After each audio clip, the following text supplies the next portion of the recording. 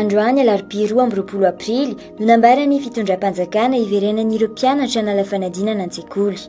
Misy ireo tompon'andraikitra nanapa-kevitra ny anokatra ny sekoly avy hatrany, misy kosa ireo iandry amin'ny alatsinainy vao handray ireo mpianatra. Ireto mpianatra amin'ny kilasy famaranana eo anivon'ny lycée technique professionnel alarobia ireto manokana dia somary faly sahirana ihany.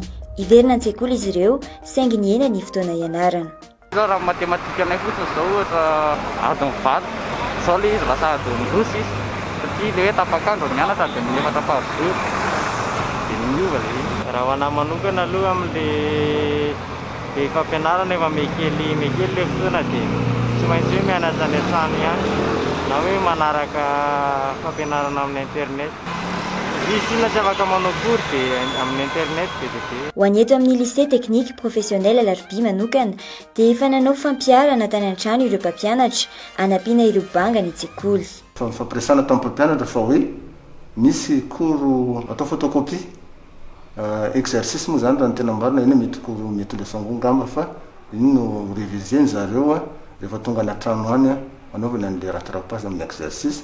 Dia moramora kokoa amin'le mpampianatra zany amin'le rehefa tonga aty ampianarana izy manao correction fotsiny an'le exercice. Anisan'ny olana manokana ihany koa ny fomba hamonjeny ireto mpianatra ireto ny sekoly indrindra ho an'ireo mipetraka lavitra. Manahirana satria aloha izay zao lavidavitra dia tsy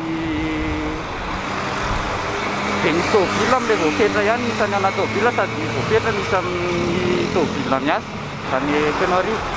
Raha tamin'ilay tsotra dia mandeha bus indroa dia tonga dia fa teo lasa tsy maintsy nandeha bus indray fa dia mandeha tonga.